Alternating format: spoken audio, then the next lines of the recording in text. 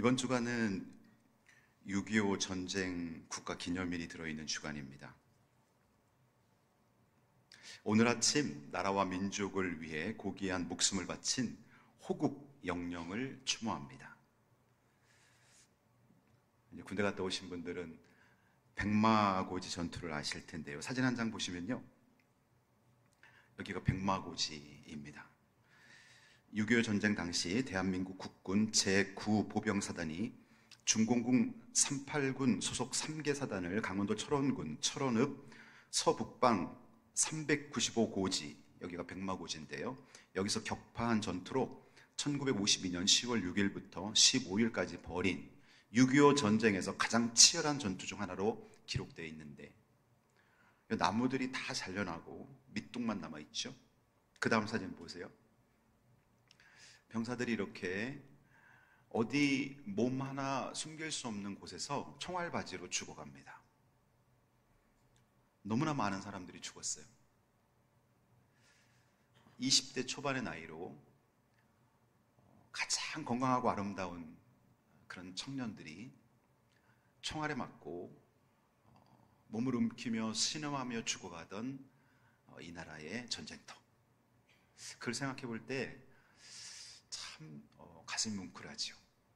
그들의 죽음이 없었다면 이 나라가 공산화되었고, 어쩌면 지금 우리는 김정은 밑에서 힘들게 고통받으며 살 수도 있어요.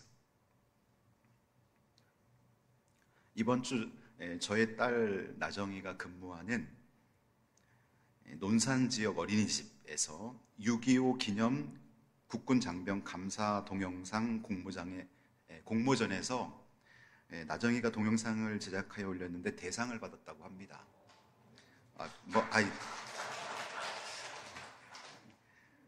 3분도 채 안 되는 이 동영상을 보면서 어린이집 애들하고 재밌게 만들었겠나 하고 봤는데 감동이 있는 거예요.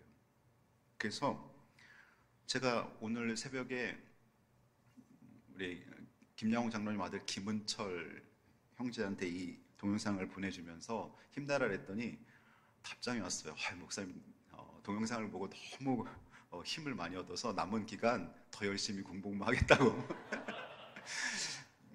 이제 이번 주가 6.25도 있고 하니까 우리 이 동영상 어린이집 아이들이, 그 어린애들이 6.25 전쟁에 나라를 지켜주신 호국 영령들에게 감사한 마음으로 만든 동영상이에요. 한번 보겠습니다.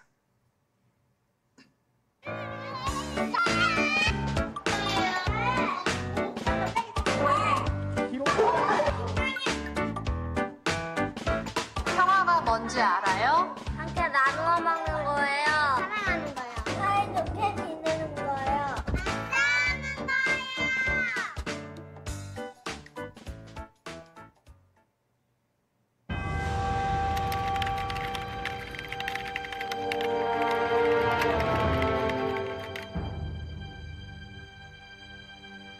돌격 앞으로!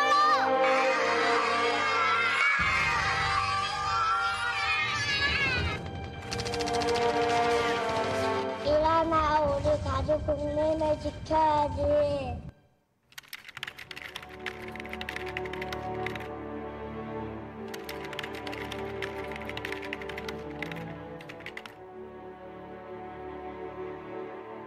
자네는 이 동행독에서 언제까지 있을 것인가? 군인이랑 명령에 따를 뿐입니다. 저의 직속 상관으로부터 철수하라는 명령이 있을 때까지 여기 있을 것입니다. 명령이 없을 때 어떻게 할 것인가? 죽는 순간까지는 여길 지킬 겁니다.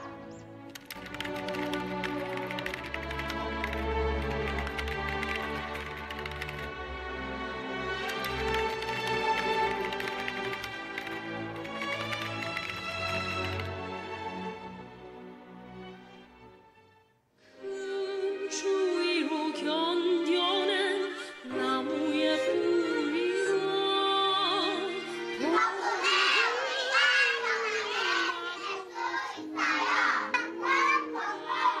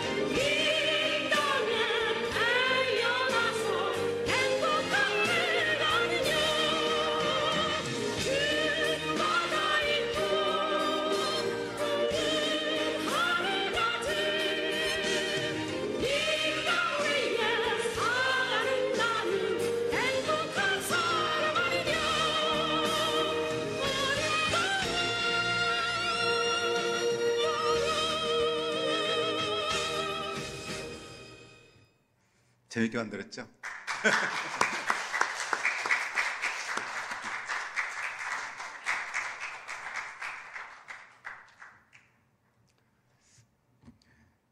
제가 그래서 이 동영상을 그 부산학교 지금 교목으로 있는 최용훈 목사 소령인데요, 아침에 보내줬어요.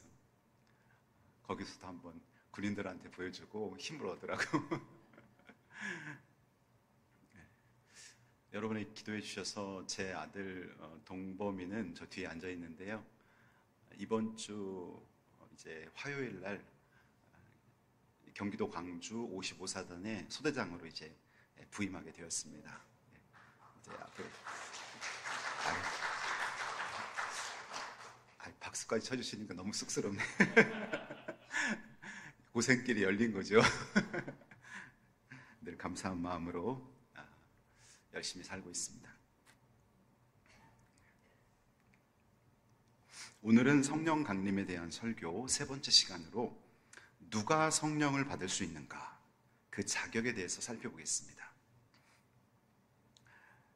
여러분, 무당하면은 두 종류로 흔히 나누는데요, 신이 임해서 무당이 된 사람, 강신무, 그리고 어머니, 할머니가 무당이었기 때문에 그것을 직업적으로 이어받은 세습무, 강신무와 세습무로 나누게 됩니다. 무 속에 입문할 때 강신무는 신내림을 통해 무당의 길에 들어섭니다. 반면에 세습무는 부모나 조상으로부터 직업을 세습합니다. 그래서 입문 절차를 보면 강신무들은 신내림 굿을 통해서 신을 받아들이는 반면에 세습무는 신내림 굿을 하지 않습니다. 이 강신무들은 특별히 원인을 알 수 없는 육체적 정신적 고통이 신이 자신을 받아들이려는 징조로 해석을 하죠. 우리나라 지역으로 보면 대표적으로 서울, 경기, 강원 일대에 강신무들이 많습니다. 그리고 세습무들은 전라도, 경상도, 남부 지방에 세습무들이 많죠.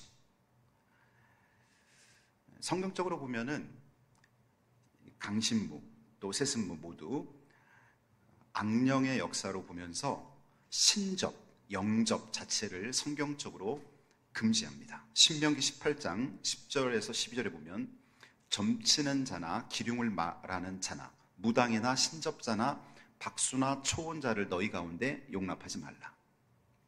제가 왜 이것을 언급하고 들어가냐면은 성령 하나님이 우리에게 임하는 것을 꼭 이런 강신무에게 신이 임하는 것과 비교하는 것이 정확한 또 적합한 예화인지는 모르겠지만, 교회 안에 있는 성도들에게도 성령이 임하여서 영이 거듭난 성령의 사람이 있는 반면에 부모님 때부터 할아버지 할머니 때부터 나는 교회 다녔어, 그래 나 크리스찬이야 라고 마치 세습무처럼 나는 신앙을 세습했어, 나는 그래 그리스도인이야 라고 생각하고 사는 사람이 있다는 거죠. 근데 성경은 말합니다. 성령이 임하지 않으면 천국 갈 수 없습니다. 명확하게 말합니다. 성령이 나에게 임하여서 내가 거듭나지 않으면 구원과 상관이 없습니다. 지식적으로만 아는 신앙, 또 교회 다니는 것이 내 삶의 종교가 된 신앙, 그것은 하나님의 자녀가 아닙니다. 교인일 수는 있지만 하나님의 자녀를 규정하는 것은 성령으로 거듭나는 것입니다. 그러니 성령이 임하는 것이 얼마나 중요한 것입니까?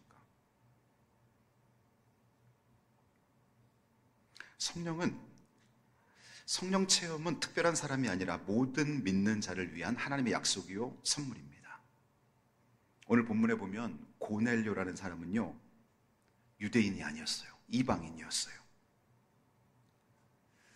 그는 세례도 받지 않은 상태였고, 근데 베드로의 설교가 끝나기 전에 성령이 그에게 임합니다.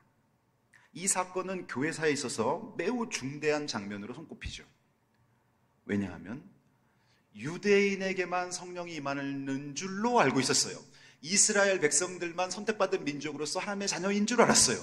근데 이 사도행전 10장에 고넬료, 이방인의 가정에 성령이 임하는 걸 보면서, 하나님께서는 이스라엘을 먼저 선택해서 그들이 먼저 믿는 선민으로서 앞으로 세계 열방을 선교하는 시작점으로 삼은 것이지, 이스라엘 나라 백성만 구원받는 것이 아니라는 걸 그들은 깨닫기 시작했어요. 그러면서 사도행전 1장 8절이 이제 열리기 시작합니다. 오직 성령이 너희에게 임하시면 너희 권능을 받고 예루살렘과 온 유대와 사마리아 땅끝까지 이르러 내 증인이 되리라. 성령은 예수 증인 만드는 유일한 통로. 내가 전도하지 못한다면 성령 충만을 잃어버렸기 때문에, 아니면 성령을 받지 못했기 때문에, 과거에 성령 받아서 뜨거웠을 때가 있는데 지금 식었기 때문에 내가 전도하지 못하고 나 혼자 신앙생활을 하는 것도 이렇게 버겁게 생각하면서 신앙생활을 하는 거예요. 성령이 나에게 마시면 교회 다니는 것이 버겁지 않습니다. 예수님 전하는 것이 힘들지 않습니다. 눈치 보지 않습니다. 담대합니다. 저절로 됩니다.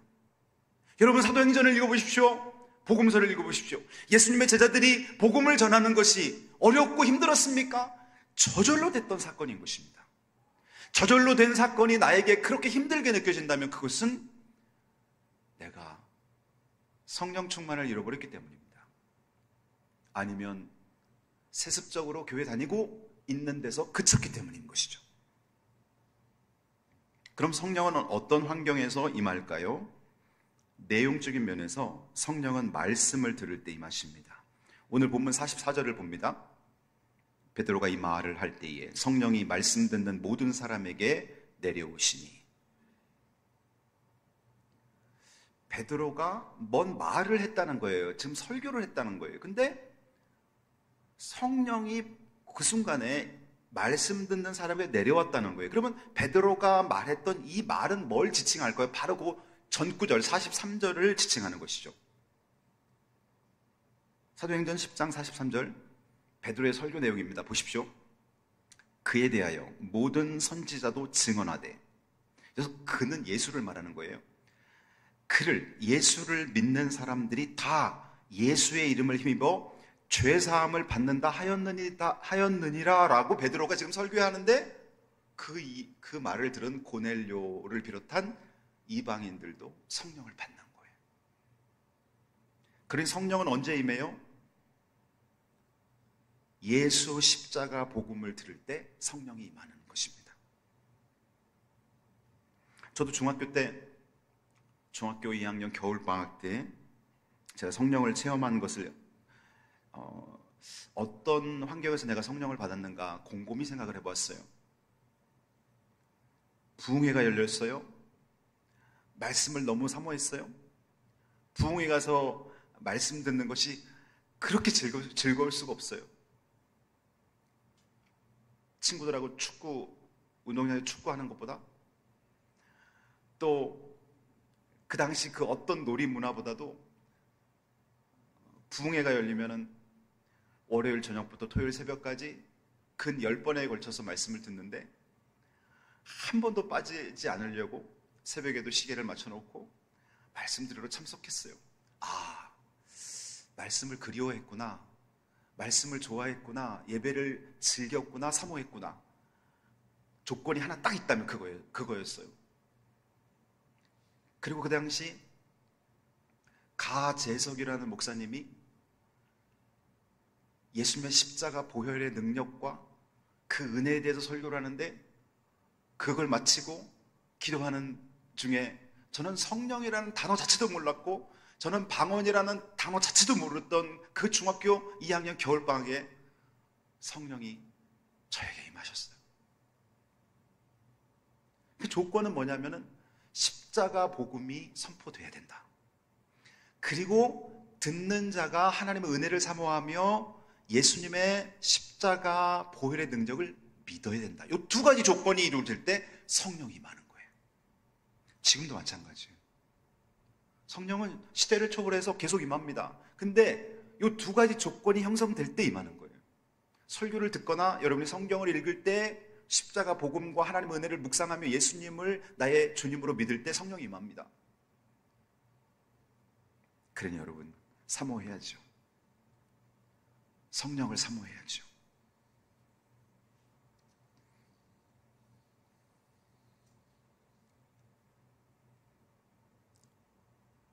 베드로가 설교를 마치기 전에 성령이 임했다고 했습니다. 왜 그랬을까요? 그들은 진심으로 말씀을 듣고 있었기 때문입니다. 귀로만 듣는 것이 아니라 마음으로 말씀을 받았습니다. 그래서 이 두 가지, 오늘 여러분 잊지 마셔야 됩니다. 하나, 성령이 임할 때 이 두 가지 조건, 십자가 복음이 선포되어야 된다. 두 번째, 듣는 자가 복음을 믿고 성령을 사모해야 된다. 이 두 가지 조건이 있다면 그 사람이 남자든 여자든, 그 사람이 어떤 인종이든, 그 사람이 생활 환경이 어떻든, 지식 배경이 어떻든, 그 사람 스펙이 어떻든 아무 상관없이 성령은 임합니다. 이것은 하나님의 약속된 것이고 성경이 말하는 것입니다. 내 기분에 좌지우지돼서는 안 돼요. 나 같은 사람에게 성령이 임할까? 그 생각 자체는 하나님 주신 생각이 아니라 마귀가 주는 생각이에요. 성경 못 받게 하려고. 성경을 믿어야죠. 하나님께서 분명히 말씀하셨잖아요. 예수님의 이름을 믿고 죄의 사함을 받는 자들에게 성령을 선물로 주리라.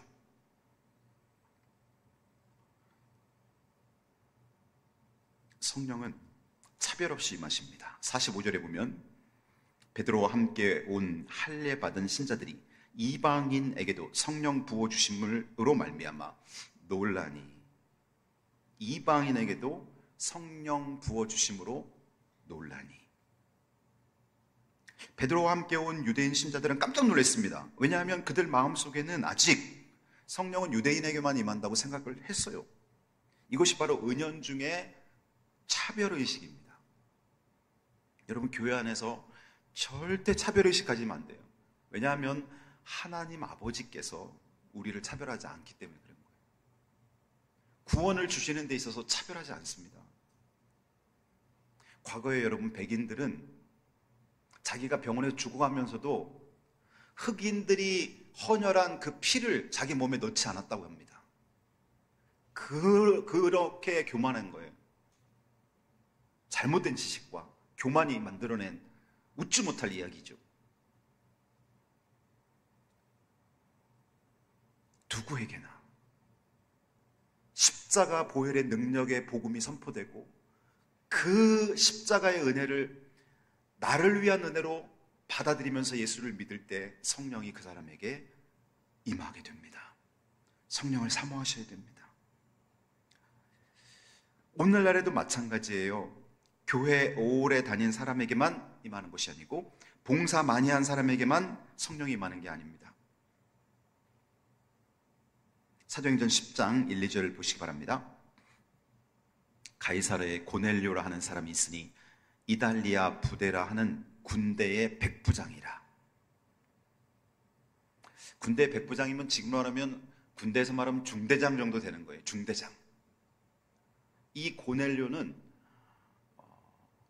가이사라, 이달리아, 로마 중대장이었다는 거예요. 이스라엘 백성이 아니었어요. 근데 그가 경건하여 온 집안과 더불어 하나님을 경외하며 백성을 많이 구제하고 하나님께 항상 기도하더니, 이제 복음이 제자들을 통해서 이방인에게 막 전파되잖아요. 근데 고넬료라는 사람이 그 복음을 듣고 하나님을 의지하면서 기도했던 거예요. 또 많은 사람들을 구제하고 항상 기도에 힘썼더니, 자, 그러면 이런 고넬료에게 성령이 임하는 조건이 충족이 된 거예요. 첫 번째, 그가 하나님의 은혜를 사모하고 성령을 기다렸다는 거예요. 두 번째, 베드로가 십자가 복음을 전하면서 너가 회개하면 죄사함 받는다. 십자가 보혈의 은혜가 너의 죄를 씻는다라는 말을 딱 듣는 순간에 성령이 확 임하게 된 거예요. 기도하는 자에게, 사모하는 자에게, 순종하려고 마음이 있는 자에게 하나님은 성령을 부어주십니다. 성령은 자격으로 주어지는 것이 아니라 은혜로 주어지는 선물입니다.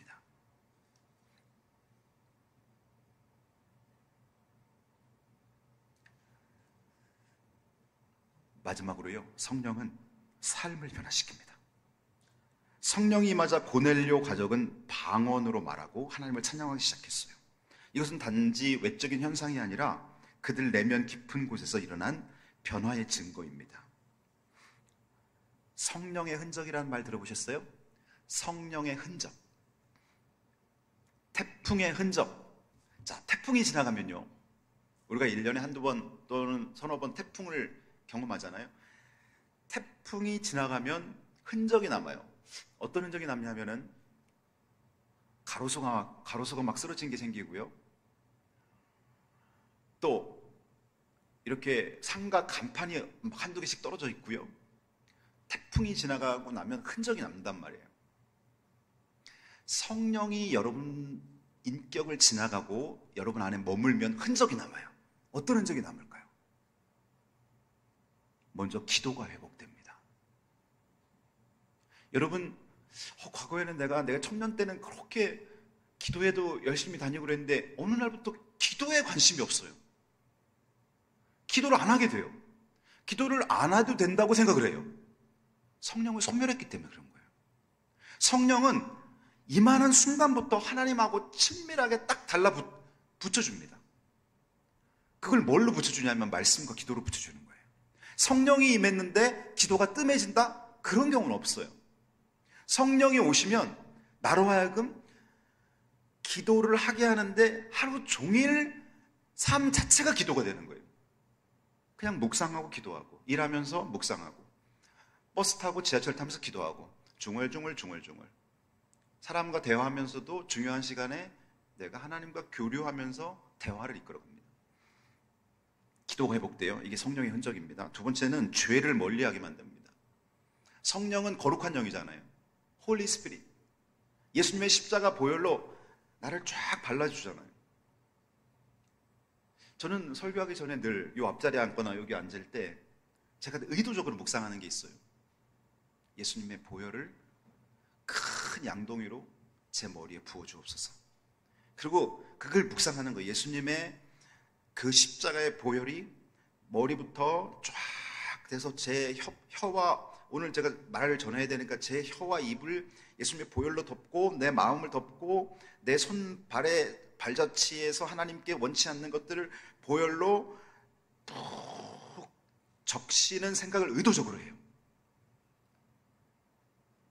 그래야 내 생각과 내 행위를 의지하지 않고 전할 수 있기 때문에 하나님께서 내 혀를 통해서 마음껏 일하시도록 여러분도 그렇게 하셔야 돼요. 여러분이 누구를 만나거나, 여러분이 복음을 전하거나, 누구에게 위로를 말을 전하거나, 누구와 대화를 하거나, 그 모든 순간에 예수님의 보혈이 내 머리카락부터 내 입술, 내 마음, 내 손과 발을 푹 적신 다음에 주님 나를 통해서 일하시옵소서. 그렇게 기도하는 것이죠. 죄를 멀리하게 만드는 거예요. 여러분, 우리가 인간이기 때문에, 연약하기 때문에 생각으로 죄를 짓고, 말로 죄를 짓고, 행위로 죄를 짓습니다. 그런 성령께서 충만하면 혹 죄를 져서 연약해서 넘어졌다 할지라도 얼른 돌아옵니다. 주님 잘못했어요. 주님 제가 잠깐 내 육정을 의지했어요. 용서해 주세요. 하고서 얼른 주님께 돌아옵니다. 근데 성령이 충만하지 않으면 죄를 지으면서 둥지를 트게 만들어요. 마틴 루터가 말했잖아요. 종달새가 내 머리 위로 날아다니는 것은 내가 막을 수 없지만 종달새가 내 머리 위에서 둥지 트는 것은 막을 수 있다. 죄가 나를 유혹하고 마귀가 나에게 죄질 기회를 주는 것 자체를 내가 막을 수 없다. 그러나 마귀가 내 마음속에 와서 죄의 둥지를 트는 것은 난 막을 수 있다. 그런 뜻입니다. 그러니 여러분에게 성령을 의지해야 되죠. 성령이 내게 안에 오시면 죄를 멀리하게 만든다는 거예요. 용서할 수 없는 사람을 용서하게 만든다는 거예요. 여러분 마음에 미움이 자꾸 도사립니까? 성령 충만을 잃어버렸기 때문에 그런 거예요. 성령이 충만하면 용서할 수 있는 힘을 줍니다. 내 힘이 아니라 하나님이 주시는 힘으로 용서합니다. 하나님이 나를 용서했듯이 사랑은 여기 있으니 너희가 하나님을 사랑하는 것이 아니요 하나님이 너희를 사랑하사 그 아들을 화목제물로 보내주셨습니다. 자녀들아, 우리가 말과 혀로만 사랑하지 말고 행함과 진실함으로 하자. 요한일서 말씀입니다. 성령이 우리에게 오시면 또 하나의 흔적이 뭐냐면 늘 공격적이던 사람이 이해해 주는 사람으로 바뀌게 됩니다. 찬바람이 돌던 가정이 훈훈해지고 웃음꽃이 피어납니다. 세상을 향해 두려움이 사라지고 담대함이 생깁니다. 그래서 오늘 우리가 성령으로 충만해지면요, 여러분 매 주일 드리는 예배가 달라집니다. 가정이 달라지고요, 삶의 질이 달라집니다. 오래 사는 것도 중요하지만요, 어떻게 사느냐가 더 중요한 거예요. 100세를 살기를 원하는데 우울하고 미워하면서 짜증나는 삶을 100세까지 산다면 큰 의미가 없는 겁니다. 내가 1년을 살아도 감동과 감사와 기쁨이 있고 눈물이 있고 사랑하는 마음이 있고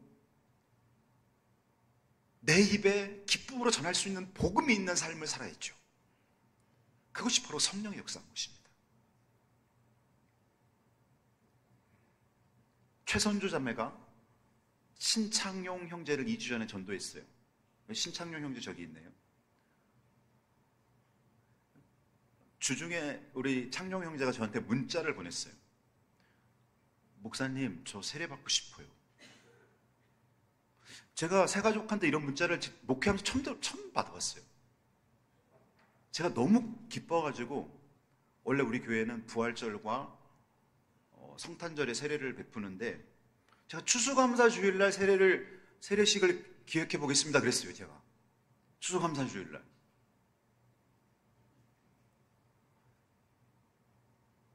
근데 제가 창룡 형제님한테 얘기합니다. 물 세례를 받기 전에 성령 세례를 지금 당장이라도 받을 수가 있어요. 성령을 사모해서 성령 세례를 먼저 받고 나면 물 세례는 자연히 따라오는 거예요. 성령께서 우리 형제에게 임할 줄 믿습니다.